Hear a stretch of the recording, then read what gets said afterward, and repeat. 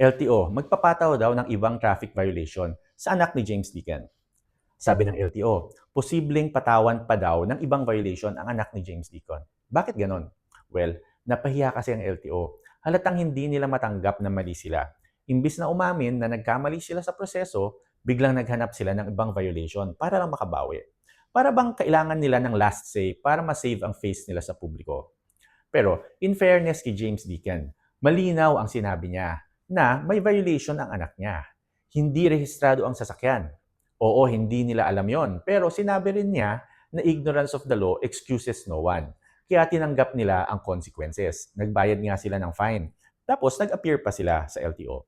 Ang problema, parang hindi sanay ang LTO na sila ang kino-call out.